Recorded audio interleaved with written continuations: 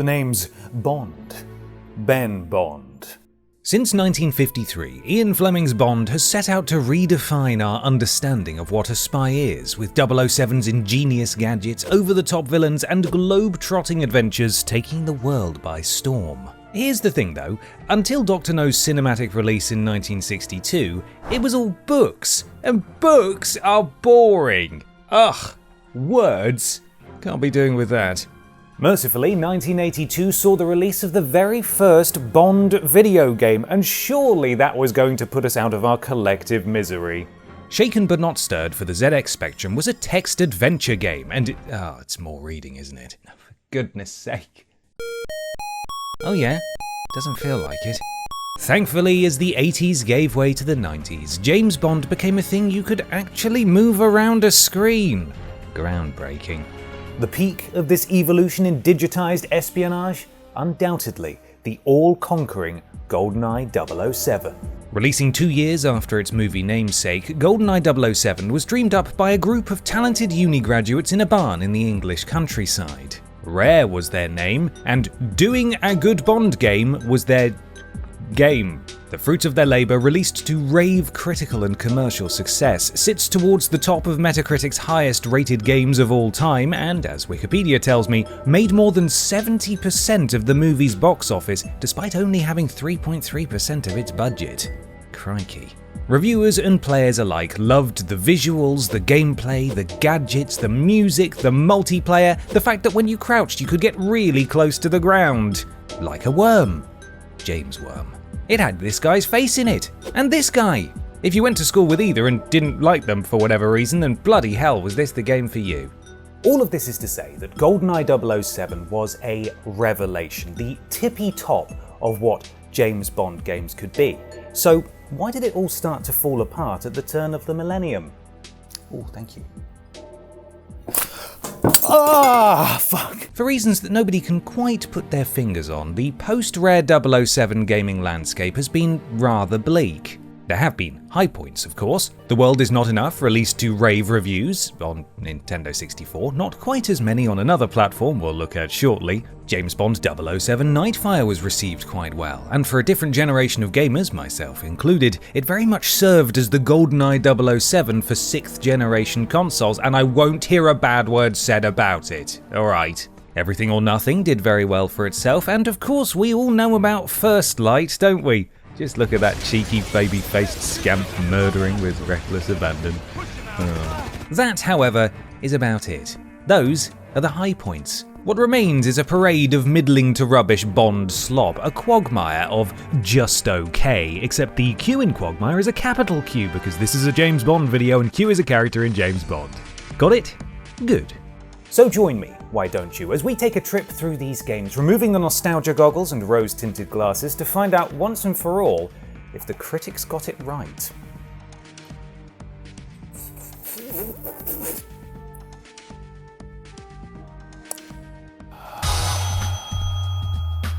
As alluded to in the intro, The World Is Not Enough on Nintendo 64 was the recipient of high praise, securing itself an impressive 81% score on Metacritic and earning many comparisons to Rare's legendary GoldenEye. But they were deceived, for another version was made. Well, 2, actually, but there isn't a critical consensus for the Game Boy version. Wonder why. And so we begin this video at the turn of the new millennium with the movie adaptation of Pierce Brosnan's The World Is Not Enough on PS1. This supposedly inferior edition of Twine comes courtesy of Black Ops Entertainment and not Eurocom, who developed the build for N64. The World Is Not Enough, unsurprisingly, roughly follows the plot of the movie upon which it's based, with Peevis Bronholm's Bond travelling everywhere from London to Azerbaijan in order to protect a billionaire's daughter, stop a terrorist, and prevent a scheme that would see the price of petroleum increase. Heavens forbid. And there's the man himself. Predominantly a first-person shooter, it's quite apparent where this game might have fairly come under some criticism. The controls are horrible. But then again, did any PS1 shooters, quote-unquote, get it right? Some probably did, but the interesting and awful thing about almost every game and genre of this era is that there simply wasn't a consensus on how controls should or shouldn't be. Using the shoulder buttons to aim and shoot as standard practice was simply unheard of, so I wasn't rushing to condemn The World Is Not Enough for being worse than any other game that had the misfortune of releasing at this time. Under a modern microscope, they all control horribly, but this one might just be a little bit worse. It does have very generous aim assist, admittedly, and you can aim down sights by holding a button, but we're still firmly in the era of some PS1 controllers do not have analog sticks. And so, beyond the naff decisions in regards to using the cross button to shoot, you also have strafing mapped to L2 and R2. Even though I did end up going in and changing all the buttons, this still felt very weird, and Bond spent the game navigating the environment with the grace of a drunken toddler. Doesn't help that you keep getting stuck on bits of the environment though. Jiminy Bondicles comes equipped with a selection of gadgets, including a credit card that can unlock doors and a pen with a little whirly bit on. These are intended to be utilised in one of the many missions where combat is entirely optional, as guile, intelligence, and stealth are all a very valid approach to making your way through a level. Except if you're me. I couldn't work out what was expected of me in the first stage, so I stunned both guards in a panic. Then, they both woke up, so I punched them gently back to sleep again. This happened in the movie too, right? Whether this was user error or obtuse game design is up for debate, but one certainly couldn't argue against the latter assertion at the conclusion of this first mission, where, with no guidance whatsoever, you're expected to work out that you must smash a window to escape the office within an unsignposted time limit. What do you want me to do? Huh? To be fair, it did end up telling me, but with 1 second before failing the mission, that didn't feel very sporting, really. Now, admittedly, it is nice that you're not punished for going loud and failing to stay under the radar, not that it changes an awful lot mission structure-wise, as now you just have people shooting at you while you're trying to crack door codes, but still, you know, thanks, game. Lachaise's personal guards are heavily armoured. Stay away from them. Yeah. Okay, bit late, but again, thank you, game. That being said, there are certainly some frustrating design choices, not least of all the sheer trial and error when it comes to the gadgets and indeed the non-combat sections. Which identical NPC do you have to talk to? Which identical room is the unassuming but very important briefcase hiding in? Also, for some reason, you have to avoid civilian casualties? Now, I know Bond isn't known for mercilessly gunning down octogenarians, and some might say he goes out of his way to avoid that. But somehow, I'm the one who's to blame for a baddie shooting a grandma. She was in the middle of a firefight. Fine. Okay, let's reload then. To the start of the mission, you say? Oh, brilliant. It was around this time that I discovered quite how valid a strategy it is just to tank damage and run through sections of the game, which I did upon discovering Twine's secret stinky weapon, that there are no mid-level saves or checkpoints. You've got to do this whole thing in one run, baby, so don't fuck it up, 007, there's a good chap, oh bollocks. Once again though, all these quirky, read infuriating, design choices and control woes do little to distinguish this game from other titles of the time, which once more raises the question, is this game bad, or is it just a product of its time?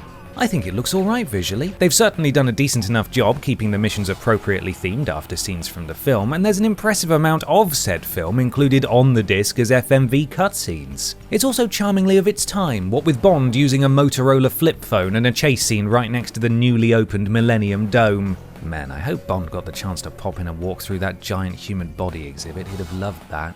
The levels are reasonably varied too, even if they are predominantly about shooting people. But I will admit that the end of mission staple of react immediately to very unobvious stimuli or risk restarting the whole mission just isn't any fun, and the critics had even more to grumble about.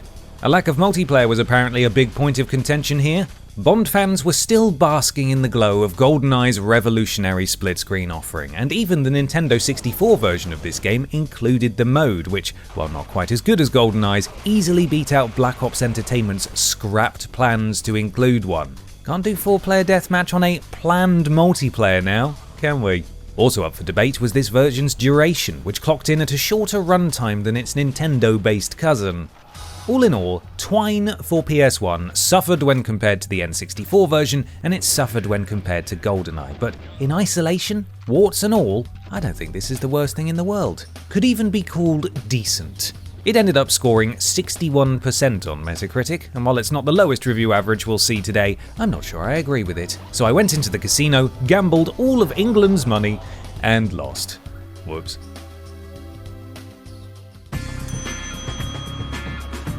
Right. Hear me out. What if Bond game, but just driving? Thank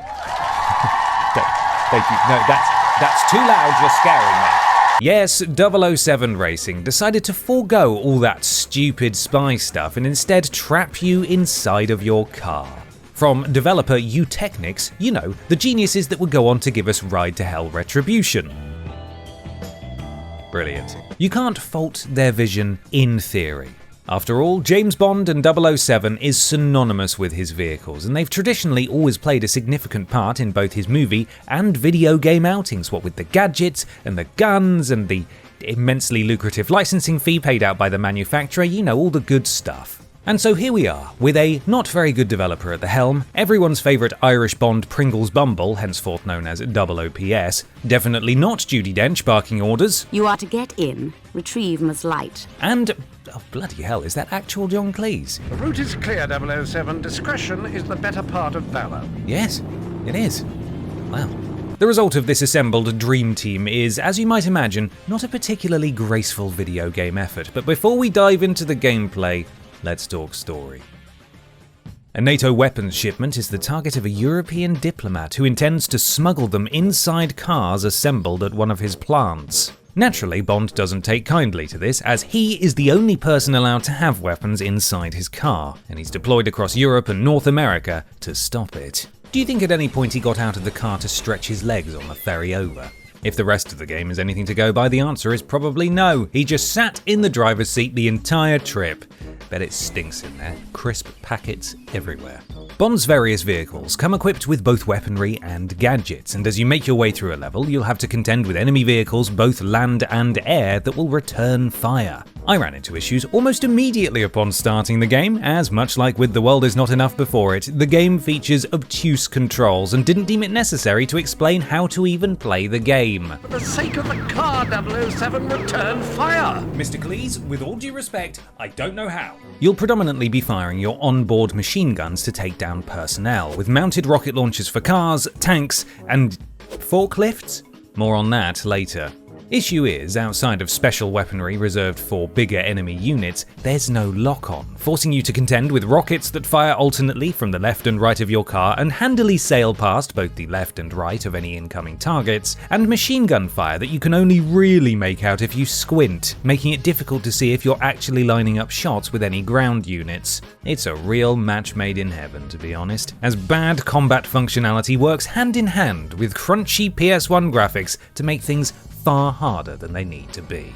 Sometimes I swear you enjoy raising my blood pressure, 007. It's somehow equally annoying when you do get a lock-on weapon. Ammo and new ordnance are on the floor as pickups, but immediately fill the primary firing slot if they're better than the default rockets, and so I, firstly, managed to immediately fire it, killing the hostage I was due to rescue, forcing me to restart. Then I immediately fired it at a wall, blowing up the car, forcing me to restart. And then I accidentally fired it after desperately trying to lock onto a helicopter that was persistently off-screen and seemed intent on flying permanently out of view, and so had to drive around the previous part of the map looking for a replacement rocket. And the driving itself, oh, how I loathe it. Every car in this game handles exactly the same, and that is as if it were a blimp. The controls are floaty, you get stuck on the environment all too easily, you either go too fast or too slow, the handbrake has you perform an unavoidable 90-degree turn rendering it useless, and reversing takes so long that you may as well restart the mission there and then because you're completely open to attack. You're meant to be James Bond. These are meant to be the world's coolest cars, slowly rotating on a spot to shoot enemies and then performing an agonizingly sluggish 19-point turn to face the other way really takes you out of it, and that's putting it mildly. Oh, bloody hell, I'm using your mechanics. Why did you make that so tight? 007, pay attention! It's not all shooting and blowing things up, however. That's just most of the game. In the second mission, Bond jets over to New York City, where it turns out the baddie has managed to put a bomb in his car. Oh no. You can stay this explosive end by racing around town almost Crazy Taxi style, collecting computer chips within an exceedingly tight time limit and eventually dumping the car in the river at the end. It's a good thing I asked for the water damage waiver. That's polluting, James. It's bad for the environment and diplomatic counterintelligence agency relations, and I think you owe us all an apology. Well, that was a splashing success. So, the shooting's bad, the driving's bad, and the mission structure is bad. Is there anything good about 007 racing? Well, there's a rather absurd remix of the Bond theme that seems to get louder and louder. It's quite cool to race around a cityscape. There are also some decent set pieces as you drive past explosions, but it all comes crashing down when you hit anything at any angle and bounce off. Careful, 007, you're not invulnerable, and neither is that vehicle. Presumably, however, at some point, the game ends, and that's likely the main highlight. Perhaps my loss of faith in this game can best be evidenced by the dreaded forklifts, which deal damage merely being next to you. They must contain some sort of radioactive substance. They also try to flip your car with Terminator-like determination and can only be damaged by shooting at a small weak point on their back. Remember, there's no lock-on, and firing missiles up close deals absurd splash damage. So, you must slowly rotate your car around behind them, firing your machine guns and hoping to hit the target. Do you remember that bit from the Bond movies where Bond inches around an invincible forklift that can only be damaged from the back? My favourite bit, that. 007 racing is not fun. It is not pretty, and at no point did it leave me thinking, ooh, that's cool. Most Bond games have a bit of everything in, including driving, and this game only has driving and can't even do that well, and it's on this sour note that we must mark the end of Pimple Bronston's Bond video gaming inclusions for today.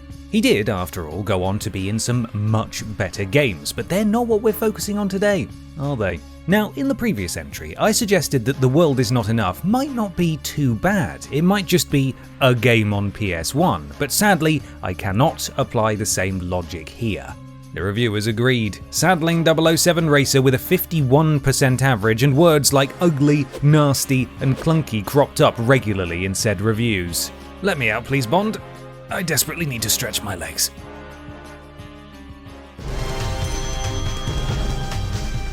It might not have... Oh, hang on a second, is she Naruto running?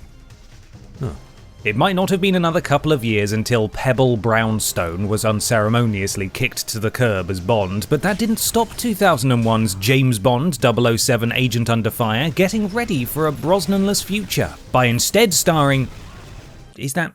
Actually, could that be Brosnan? That's certainly what they're aiming to imply, at least. EA enlisted the help of their Redwood Shores studio for this effort, and did so without a Bond movie license to milk. Some of you might recognise the name Redwood Shores there, and bonus Bond points for you if you did, because in due time, they'd be renamed Visceral Games and bring us the genre-defining Dead Space series. At this point, however, they were on Bond duty. Oh, blimey, it's not Brosnan, that's Sterling bloody Archer, isn't it? Danger Zone!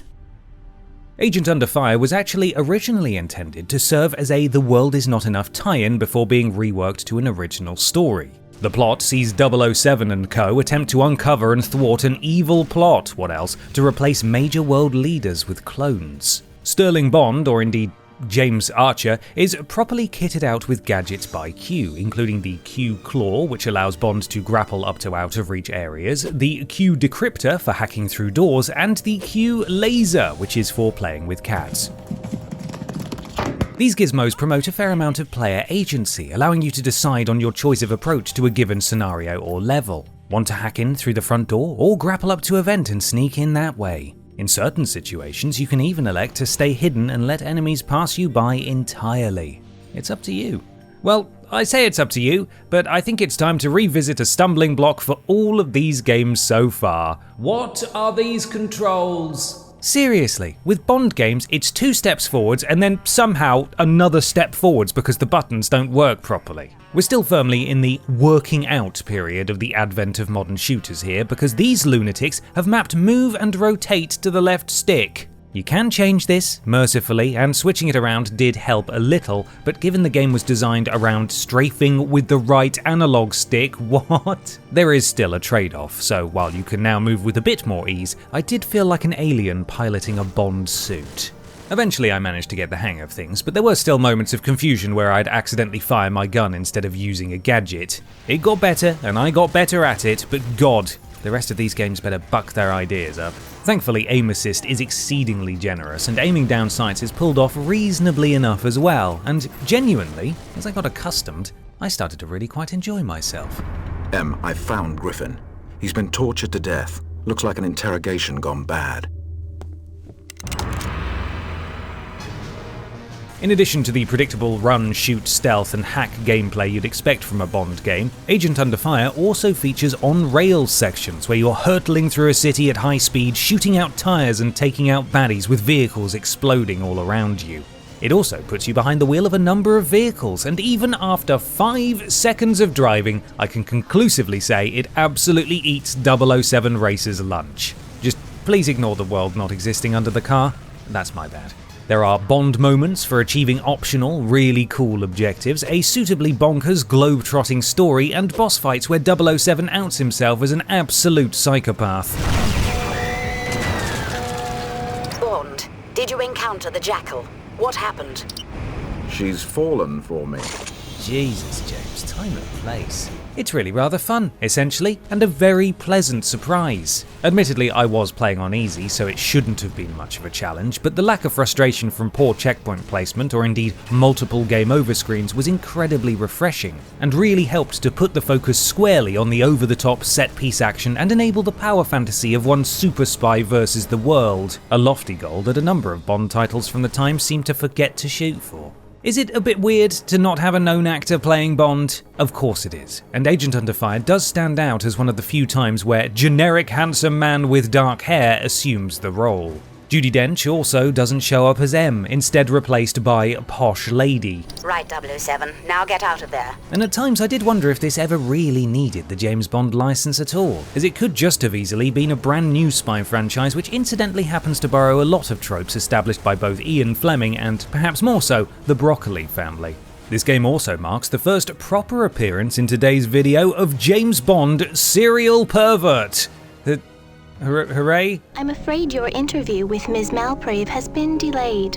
In the meantime, you can enjoy the view.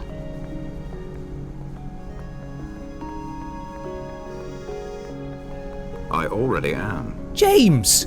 Behave yourself, man. No wonder so many people want to kill you. You'll be pleased to hear that he absolutely gets catfished by a man of advancing years at one point, and I sincerely hope this gave him genuine pause, a moment to reconsider some of his choices. Probably not, though. Ah, yes. The latest in holographic technology. I thought that would catch your eye, 007. With local split-screen multiplayer and a fun single-player campaign, I walked away from Agent Under Fire with a smile on my face, but my enjoyment doesn't seem to match up with the critical consensus, which landed firmly in the mixed or average camp. It was critiqued for its duration, and most considered it fairly unremarkable. Now, perhaps it's because it's been a while since I've played a PS2 shooter, or maybe it's because what I've experienced so far in this video, by comparison, makes it seem much better than it actually is. But I can't say I necessarily agree with the 72% average it achieved on PS2. GameSpot even nominated it for their annual Most Disappointing Game Award, which is madness, quite frankly. But when you see that it lost out to Luigi's Mansion, firmly a fan favourite, perhaps we shouldn't take that award too seriously. Regardless, consider me a firm supporter of this one. Now, let's see if we can keep it up with our next game.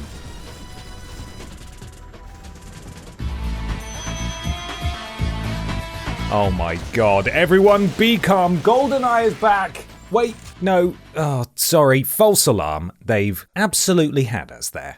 While GoldenEye Rogue Agent happily reuses that famous name to stoke nostalgia and interest, it relates to neither the beloved N64 original or the 1995 film. It was even developed under the working title GoldenEye 2, that's bloody cheeky, that. Instead, we have a new, non-canonical Bond adventure, where not only is there once again not a known quantity in the role of Bond, but Bond barely features. Indeed, replacing Bond as protagonist is a brand new character here bestowed with the name GoldenEye, and he is a rogue agent. Right, okay, that all adds up. Being so gleeful to mislead immediately put Rogue Agent on the back foot in my mind, and until I was able to verify using the power of the internet, I was labouring under the pretense that this did indeed connect to the two far more successful properties that bore its name prior. Naughty, naughty. At least the premise is an interesting one. After losing his eye in a scuffle with legendary antagonist Dr. No some years prior, our man and current 00 agent is undergoing evaluation in an MI6 simulation where he's paired with 007 to foil Goldfinger. Obsessed with revenge and too brutal in pursuit of his objectives, not Bond fails to save a wounded 007 and doesn't prevent Goldfinger's plan from unfolding and is promptly dismissed by M as unsuitable for agent status. There's no place at MI6 for an agent like you. You're dismissed. Oh, and Judy finally joins us, by the way, so that's nice. Unlike lying about being a GoldenEye successor, which is a nasty mistruth, this opening simulation is a good lie, and all experienced without the knowledge that what you're shooting through isn't real and makes for quite the impactful opening. Bond dead. That's one hell of a way to start.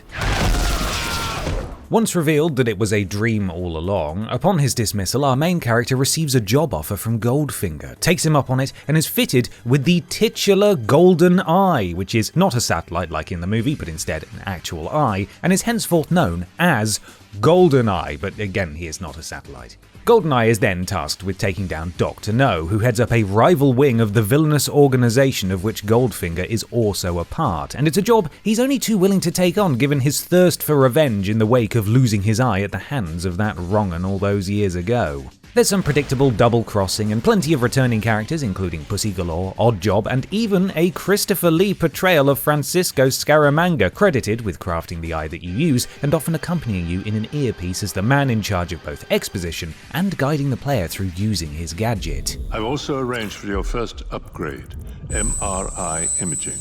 Sounds alright really, doesn't it? Sadly, in all other areas, Rogue Agent is a bit of a letdown. For the most part, the controls make a fair bit of sense. Whoa-hey! What a victory. Perhaps as a nod to how he's too brutal for MI6, GoldenEye is positioned as a one-man army capable of dual-wielding weapons and using each of the shoulder buttons to shoot each respective gun. The issue is that not only is it a bit fiddly to pick the guns up off the ground in the first place, but that prioritizing a dual-wield mechanic inherently removes the element of accuracy you'd get from being able to aim down sights. As with other titles we've experienced, they could have easily solved this with some sort of generous auto-aim or lock-on, but no such feature is present. Instead, I was fighting against the somewhat imprecise movement and aiming controls to line up baddies roughly in the center of the reticule in the hope that I could connect with my shots.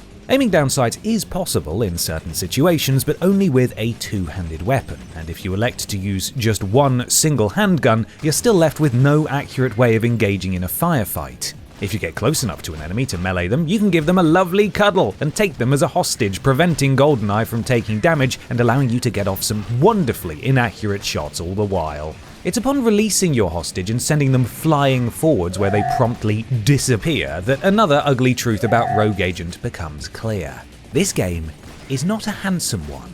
A lot of it looks and feels quite cheap, from the legions of identical goons to the incredibly repetitive, uninteresting and often cavernous environments, to the HUD, which is suitably piss yellow in colour but which doesn't do nearly enough to let you know that you are close to death now, so maybe take some cover.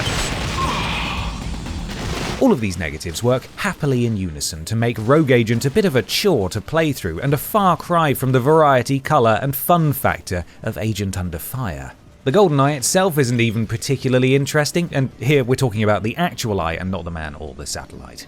Beyond the set dressing of villains of Bond movies past, the devs likely knew that they couldn't get away with not including Bond and omitting a suite of gadgets, and so this is where the eye comes in.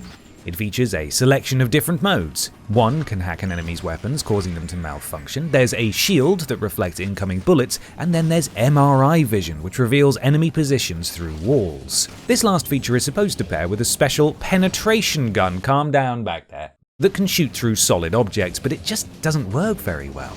Enemies are constantly moving, and so by the time you've fired the surprisingly sluggish shoot-through-walls gun, they've long since moved, forcing you to run at enemies and spray when you're near them because there's no lock-on, and once again most weapons don't let you aim down the sights. GoldenEye Rogue Agent is as bland as it is repetitive and frustrating. There was local multiplayer across all console versions and online support for every system except those bearing the Nintendo logo, and I'm sure they all had their audiences and appreciators. But since the servers were switched off just 2 years after launch due to inactivity, it doesn't seem as though they stuck around. The DS version, rather unsurprisingly, reviewed the worst, with the home console edition scoring just a few points higher, and the GameCube port, which we play today, ended up with a Metacritic average of 60%. Reviewers were understandably cross about both taking GoldenEye's name in vain and the failure to capitalize on the game's unique premise. I didn't like it very much, which I imagine is rather clear, so I'm excited to move on to something else. Perhaps we could have some more Bond? Maybe a Bond with a recognizable face? If that's not too much trouble, of course.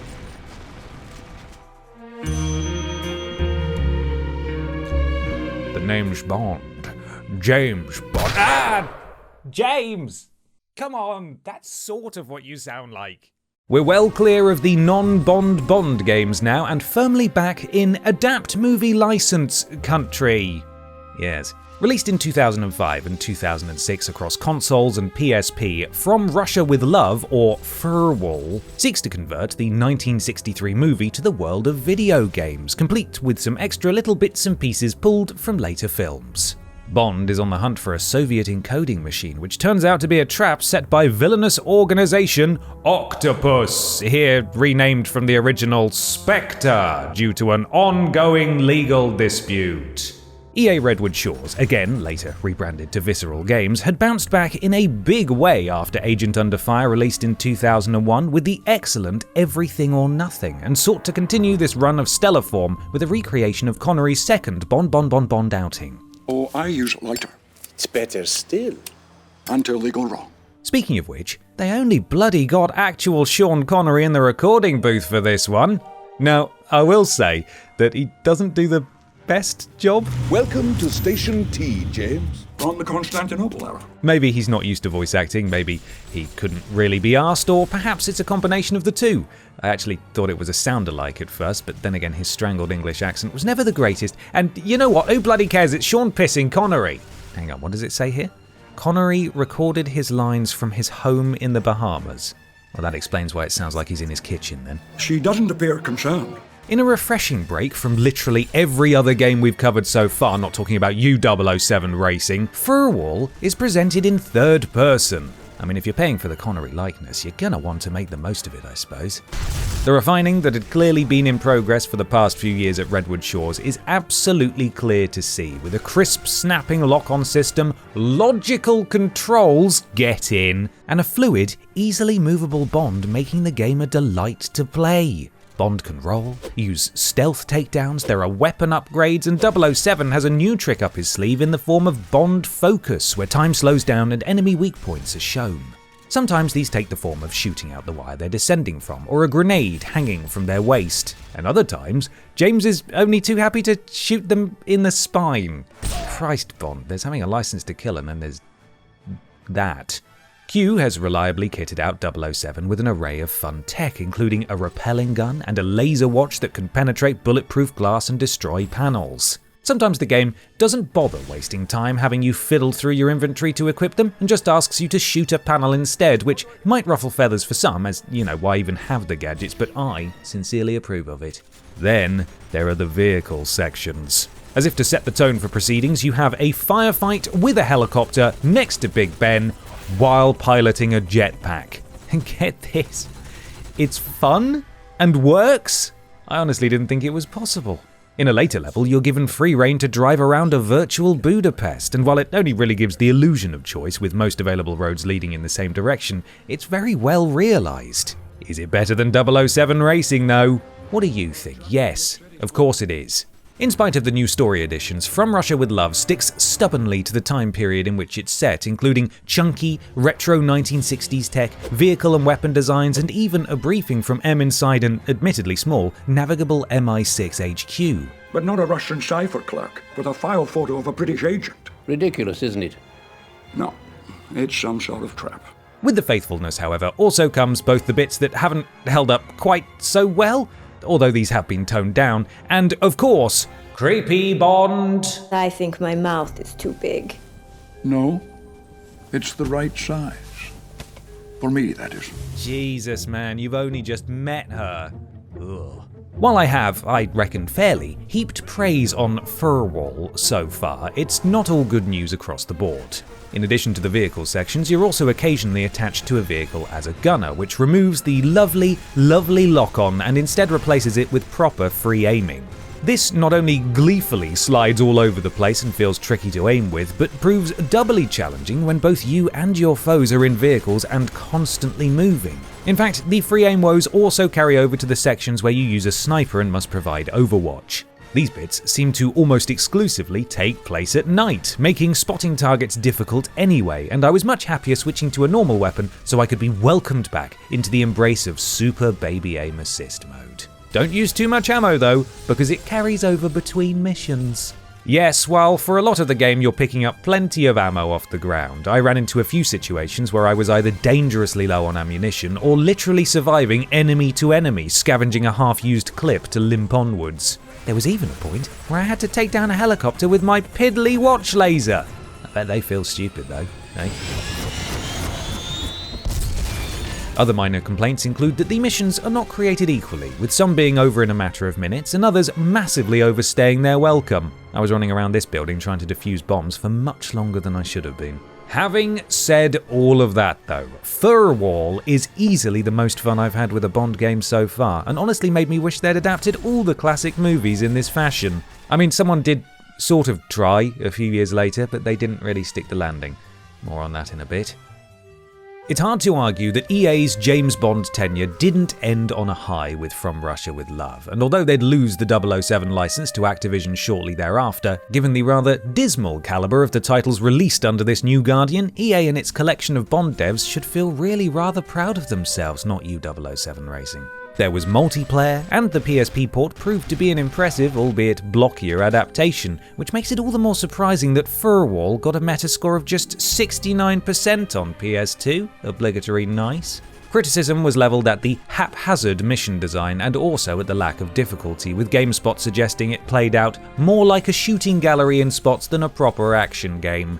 Perhaps, once again, I'm letting a lack of frustration blind me to the weaker elements of this game, but I thought that this one was great fun. Absolutely would recommend. The times, they were a-changing though, and the mythical Bond crown beckoned a new face.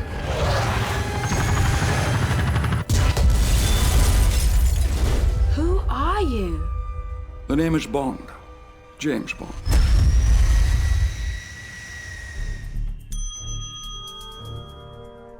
Yes, everybody, it's finally time for the debut of big blonde bruiser Bond himself, Daniel Craig. And the name of his inaugural outing?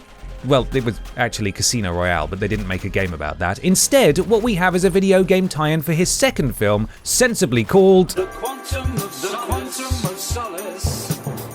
I don't know what that means. What does it mean? What does it mean? Anyway, released in 2008, The Quantum of Solace stomped its way onto home consoles and marked both the debut of Danky Craig as Bond and also Activision's first time helming a game in the legendary series. They elected to put Treyarch in charge, and given the studio's Call of Duty pedigree, it seemed like a fairly decent match. As expected, what was it called again? The Sanctum of Qualis.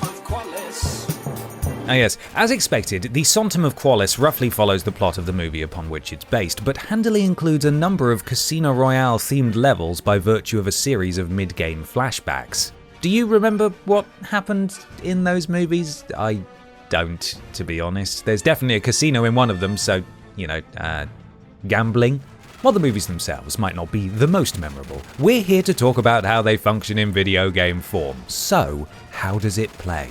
The PS3 and 360 version is functionally a first-person shooter, but switches to a third-person view when Bond enters cover. This is, admittedly, a little bit jarring, and neither the first or third-person perspectives make the shooting feel any better than just okay. It's serviceable, don't get me wrong, but all a bit frame-ratey and rough around the edges. Mercifully, we had now at least reached a point in history where there was a reasonable parity across shooters when it comes to control schemes, so you'd best believe I was punching the air with joy when I realised you aim down the sights with left trigger, fire with the right, and reload with X. I'm on 360 by the way. For some reason, however, the Y button wasn't change weapons. Come on, you guys are the Call of Duty developers. Why am I just hopping on the spot instead of switching guns? Must be big Elder Scrolls fans. Well done, 007. You're a real no-scope wizard, I see. As in the Craig films, this 007 doesn't really do gadgets, but he does occasionally hack things, and this comes in the form of an exceedingly rudimentary button matching game where all you have to do is press a D-pad direction when it flashes up.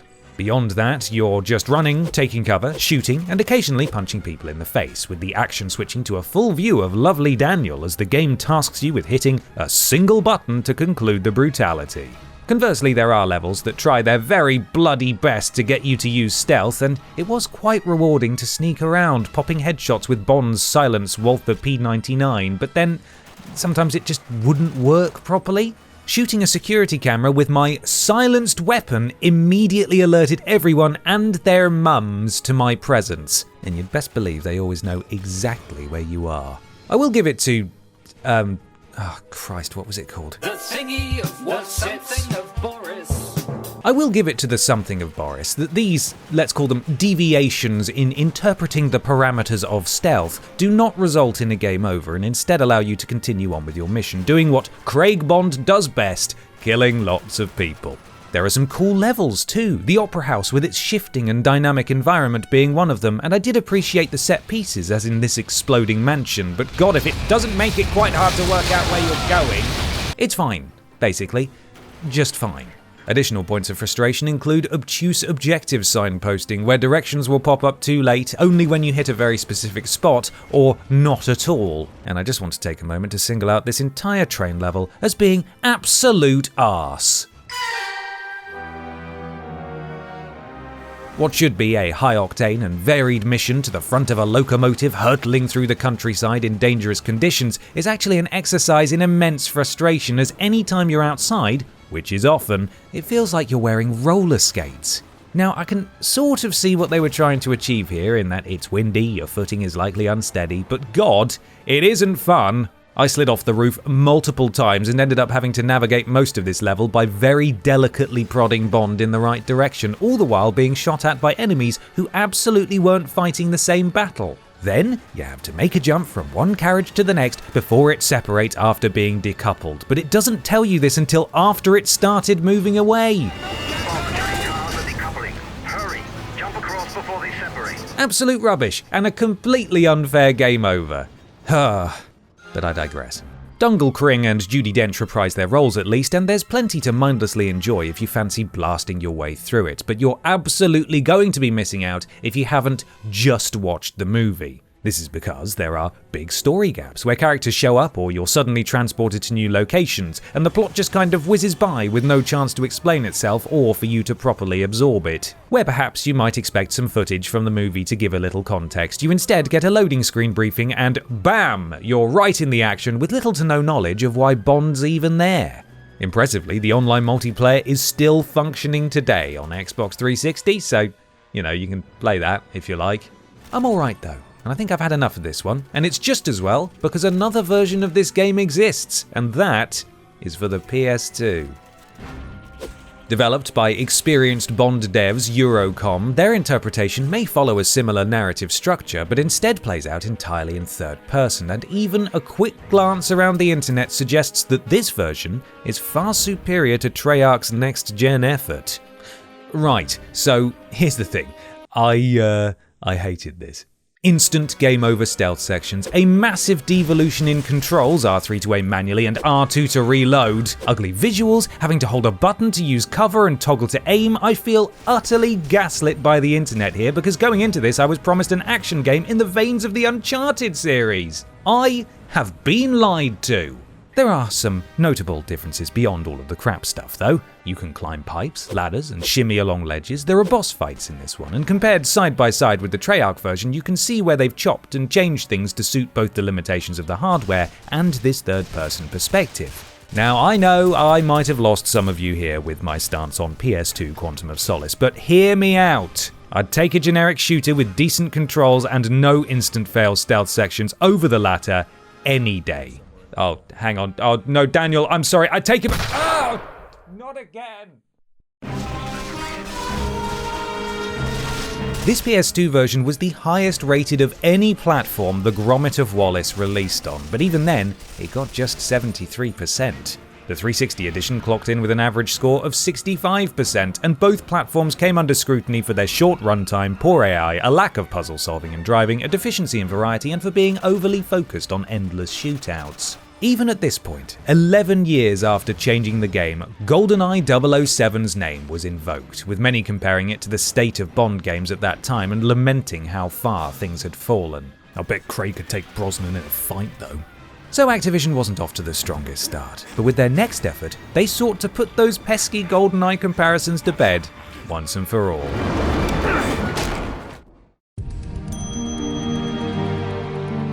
Fine, if all you're gonna do is compare everything anyone makes to GoldenEye, then we'll just make that. That'll show you. And make it they did. And impressively, it was actually pretty bloody good, with critics praising Eurocom's reimagining of that iconic game. 2 points to bear in mind here. One, that this well-received remake is for the Wii, and two, that we aren't covering well-received games today.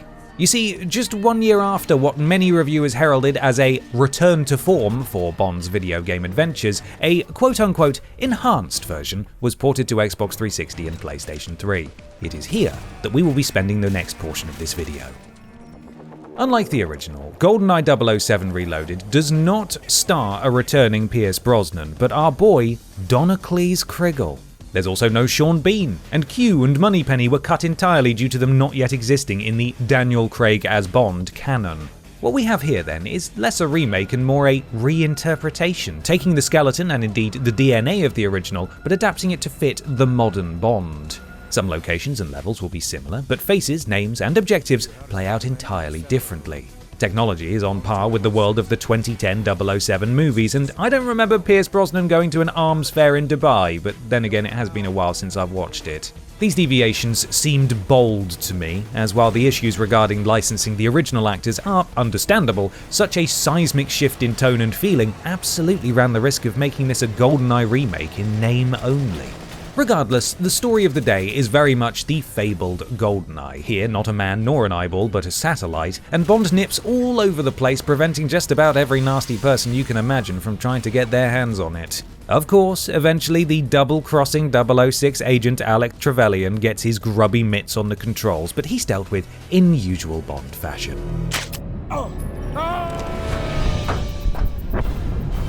This so-called remaster of the Wii remake boasts additional features. It looks better due to it being ported to a new engine and running on more powerful hardware. MI6 Ops missions were included, which are ostensibly Spec Ops missions from the Call of Duty series and see you undertaking a variety of tasks against bots with scaling difficulty and time limits. The PS3 version even supported move functionality, allowing players to use their special wands to aim and shoot, much like players had done on the superior Wii version. I do actually have a Move controller, but it's in a box in the loft, and I don't know where precisely it is, so I slummed it on a regular controller. I didn't get off to the greatest start though. First, there was a patch that booted me back to the XMB. Then, it needed 4 GB of space to install the game and kicked me out again. Third time's the charm though, right? Oh, no, yep, got to install, forgot about that. See you in 5 minutes. It took 10. Now, I might not have enjoyed the last Eurocom James Bond game I played. I have been lied to. But I'm thrilled to report that they finally managed to get modern shooter controls down, a big victory for this very brave boy. Sadly, I did notice a couple of themes from their PS2-based work that carried right over into GoldenEye Reloaded, namely that the shooting, melee, and general feedback from combat all feels a bit, well, cheap? Flimsy? Equally, the game doesn't do an incredible job of communicating that you're in danger of dying. Yes, the screen does get redder the more damage you take, but this tends to only happen in the moments imminent to your demise, which is far from ideal. Stealth, similarly, isn't great, and on a couple of occasions I'm fairly sure I was spotted by people who didn't have a line of sight with me. Hell, this guy had fucking wall hacks enabled. How did you know I was just down there, buddy? Huh? Filthy cheater. When I wasn't being shot at through walls, I was overwhelmed by the dull drudgery of the environments and repeating character models. 5 identical dancing women, Jeremy. 5. That's insane. Another surreal moment came just a few seconds later, where I was walking around a nightclub scanning faces with my phone trying to identify my contact. Don't mind me, just walking around with my phone out scanning everyone's faces. It's all perfectly above board. Go about your evening, it's fine. What? That doesn't even make physics sense. How am I suspending myself there? Am I some sort of snake? This is apparently from the original movie where Bronholm does exactly the same thing, but, I mean, huh? He properly deserved that punch though. He also deserves a punch for forgetting to pack all his gadgets save for his telephone. So once again, the focus of this Craig-led adventure is shooting absolutely everyone. The split screen and online multiplayer was well received back in the day in spite of the daunting task it was faced with, both to live up to the original game and compete with the very competent online shooter services offered by other contemporary titans of the genre. It granted access to classic Bond villains like Oddjob and Jaws, as well as an XP-based progression system, but with the servers well and truly off on PS3, I had no way to give it a go for myself. Shame. I'll tell you the same thing I told the General. Go to the arms fair in Dubai.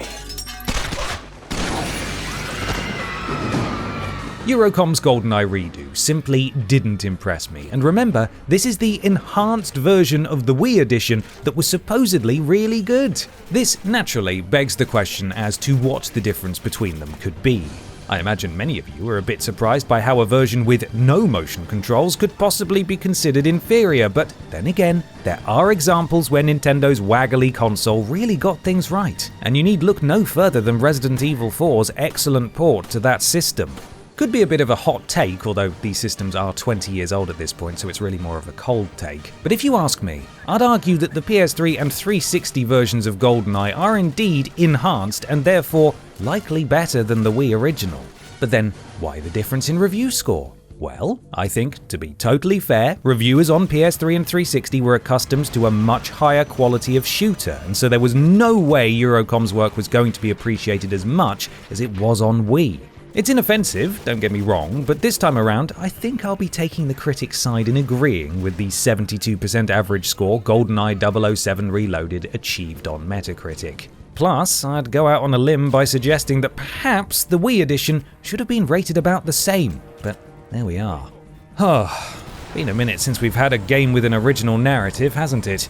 Luckily, we've got just the thing. Probably not going to be good though.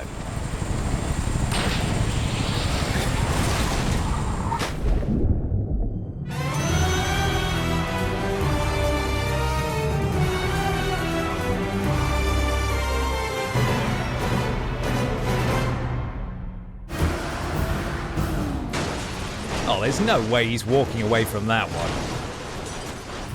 Oh, come off it, Daniel. What are your bones made from? James Bond 007 Bloodstone on paper is exactly what Daniel Craig's Bond needed from a video game. An original story set between the Quantum of Solace and Skyfall, with a Bond theme performed by Joss Stone and both Dunstan Crunch and Judi Dench attached to reprise their roles. Nice to see you, 007. I was worried that you wouldn't make it in time. It promised so much, but sadly, in the eyes of critics, it did not get the job done. Proceedings kick off at a G20 summit in Greece, where an international arms dealer, rather appropriately called Greco, is looking to conduct an attack for fun, I assume? Honestly, from what I can gather, this has no bearing on the plot, as the very next day Bond is sent to Istanbul to find a missing researcher. And to what does his research pertain? Some mission-critical biotechnology for our defense forces. That's so secret, I'm loath to discuss it even on this link. Well, that, apparently. And once again, we hear no more about it.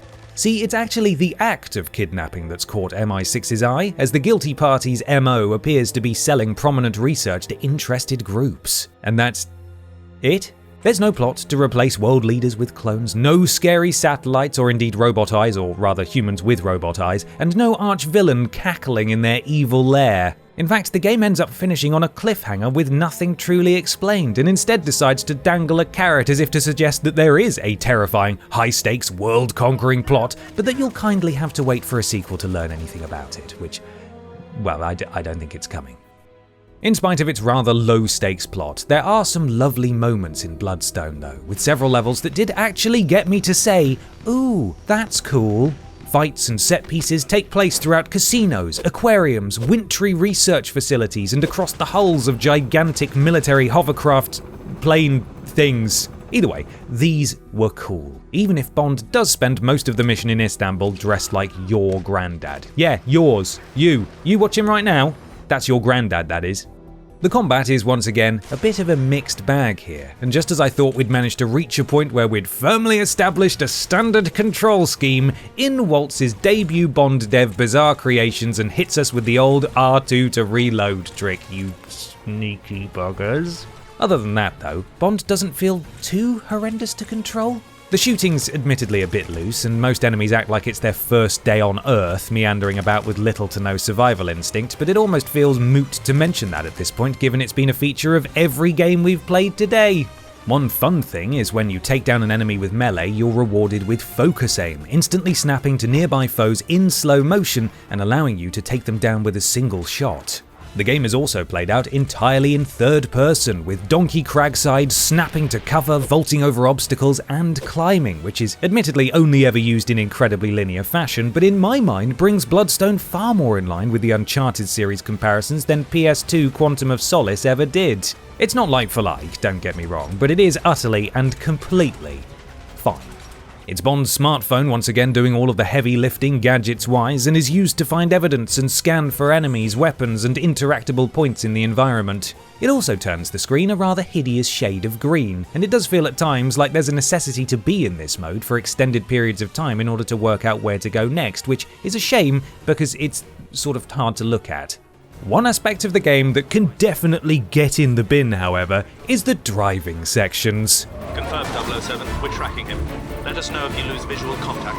Will do. These levels, scattered throughout the game, are abhorrent and somehow, miraculously, give 007 Racer a run for its money as worst Bond driving experience imaginable. The margin for error in these parts of the game is practically zero, and you'll be taken out by hazards that pop up at the very last second or be effortlessly run off the road by opposing forces, and none of it is helped by each car feeling like it has zero traction and is sliding on ice, which is made so much worse in the level where you are literally driving on ice. This is making me very cross. If it's not having you fly forwards at 100 miles an hour with no warning of what's on the road ahead, it's plopped you in pursuit of another vehicle that's all too happy to drive off into the sunset with no player-friendly rubber banding in sight. These bits are brutal. They're not fun, and the very last thing they make you feel like is super secret agent Jombus Bondies as you careen into the icy depths for the third time in a row.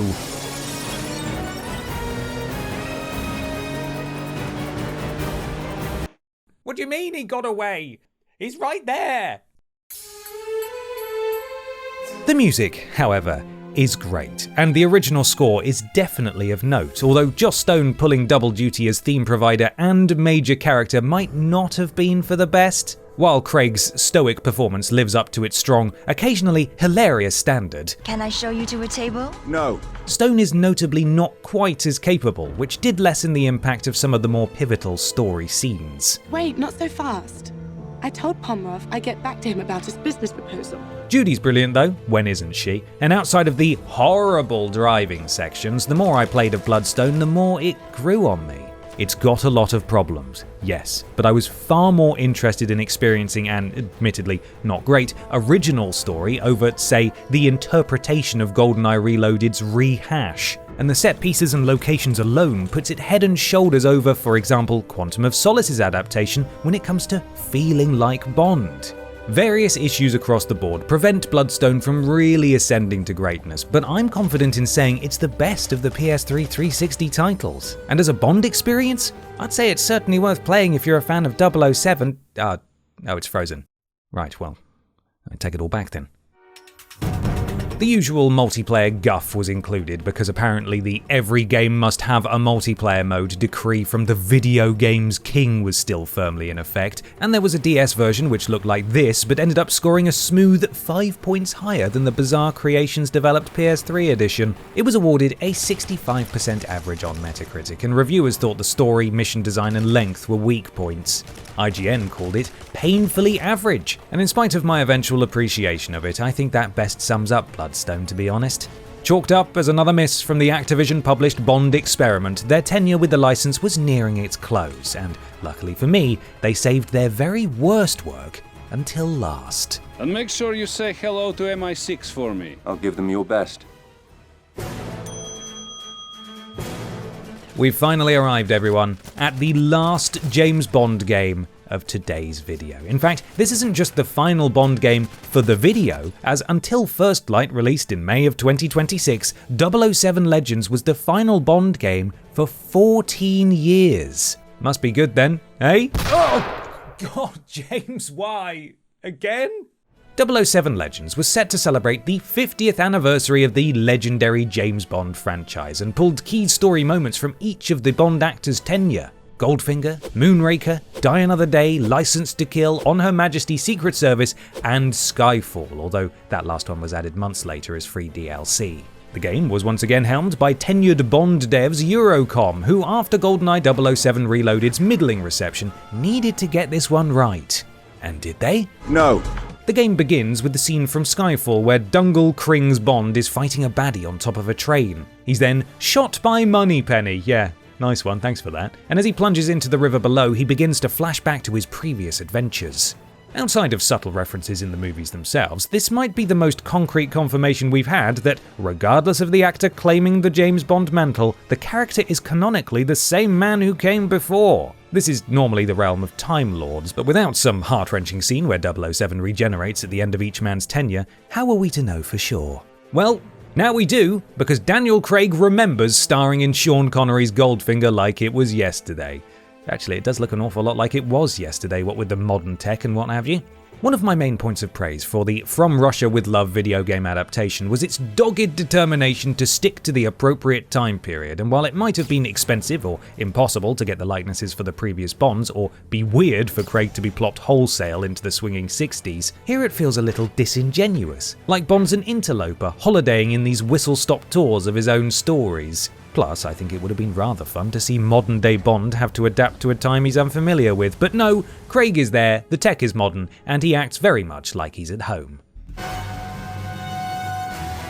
The villains, likenesses, and even some voices are accounted for though, and it's nice to see the likes of Jaws, Oddjob, and Goldfinger brought to life in modern video game fashion. Goldfinger, do you expect me to talk? No, Mr. Bond. I expect you to die. Unfortunately though, your climactic interactions with them always play out one way. A weird boxing match? This is just the tip of the iceberg when it comes to what's wrong with the gameplay really, but without fail, each of these forays into the different movies ends exactly the same, and that's with Bond punching them in the left or right of the head, or the left or right of the ribs, depending on what the on-screen prompts suggest. It's truly bizarre and quite laughable, really, especially by the time you've seen another villain assume this identical fighting position for a 5th time. It does retain iconic moments, including the demises of 007's biggest baddies, but these are barely interactable, and you're just sat there watching a minute-long in-game cutscene to conclude a chapter, which is a real shame. For the rest of the game, you'll be doing a lot of shooting. Stealth is an option in most scenarios, of course, and Bond actually has some gadget backup this time. He has a watch that boasts a radar revealing enemy locations, which is a little moot considering, you've got a mini-map, and a laser that can be aimed at pieces of sonic equipment, speakers and the like to cause a disturbance. He also has a special pen, complete with 3 different darts. One that creates a distracting pinging sound, one that shocks enemies, and another that knocks them out cold. Finally, there is of course his trusty mobile phone, none other than the incomparable Sony Xperia Get Yours today, and it can take photos, scan for fingerprints and dangerous gases, and detect electrical currents for the worst hacking game around. Here you're tasked with feathering the left and right trigger to match the bands moving up and down the screen. It's an utterly alien-feeling bit of design, very much evoking patting your head and rubbing your stomach simultaneously, and by the time I rolled credits on the game, I still hadn't gotten the hang of it. So he's got gadgets now, whoop-de-doo, because outside of mandatory stealth sections, which seem to dumb down enemy AI, thank God, foes can see you from miles away, will react to any noise whatsoever, and generally make stealth a completely pointless and fruitless endeavour. On the rare occasions where I was able to sneak through, taking down enemies with melee, silenced headshots or track darts, it all felt rather rewarding. But as the game wore on, I found myself increasingly not bothering and opting to run into a room guns blazing. Whether you're caught out by broken stealth or you simply start a firefight of your own accord, the game punishes you. If it's the former and you're being sneaky and using gadgets to get around before being unfairly caught out, you can't quickly press triangle to switch to your weapon. You have to press the directional button connected with the specific gadget you're using to put it away again. Press a different directional button in a panic and you take out a different gadget, so you stood there like a blithering idiot with your stun pen out for the world to see while everyone's shooting holes in you. Regardless, when you're caught, the game will just chuck enemies at you, and sometimes they're spawned directly behind you, and you can see when it happens because a red dot suddenly materializes on your minimap. Call of Duty controls are in full effect here, which is something, I suppose, but the same principle does not apply to the quality of the shooting. Guns feel light and ineffective, spraying inaccurate bullets and giving little feedback when you do manage to connect. Similarly, health takes absolutely ages to regenerate, and when you die, lengthy load times and poor checkpoints act as your punishment. There are in-game challenges to complete which grant XP, and that XP can be spent on weapon attachments and perks to better your chances, but quite frankly, I could have done without perks and would rather a James Bond who can run for 5 seconds without getting winded. The player-involved set pieces are frustrating. L2 to accelerate, what are you on? Full damage is insane, and all in all, 007 Legends is an absolute chore to play and fails to do any of the movies upon which it's based any justice whatsoever. Now, I'm very aware just how easy it is to say that a bad game doesn't feel finished, but Jesus wept, look at the state of this. Oh, it's like a tech demo. 007 Legends is, impressively, the worst reviewed game we've covered today, clocking in at just 41% on Metacritic. When I first saw that score, I couldn't believe it. It's got Call of Duty controls, I thought. Surely it can't be that bad. When I say this game ground me down over its relatively short runtime, I'm putting it mildly, as quite frankly, I wouldn't greenlight the release of a Bond game for 14 years either if this is what was meant to commemorate the 50th anniversary of the franchise. It had more of those MI6 ops missions from GoldenEye Reloaded, and there was a multiplayer mode that was meant to be alright, but we've heard it before, we've seen it before, and sadly for Eurocom, the stuff that counted here simply wasn't good enough.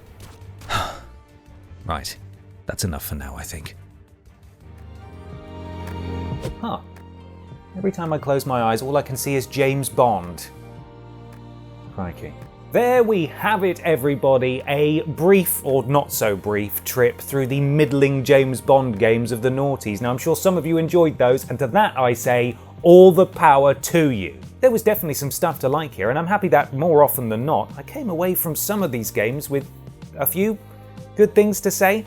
I'd chalk that up as a win, personally. Regardless, I want to thank you so much for going on this top secret mission with me today. And if you enjoyed the video, why not drop a like and a subscribe? You can even check me out over on twitch.tv/confused_dude, where I am live streaming 3 times a week. As always, a massive thank you to my dutiful channel members who are scrolling past you on the screen right now. And if you could do me one favor, it would be that you all take care of yourselves, and I'll see you in the next one. Bond out.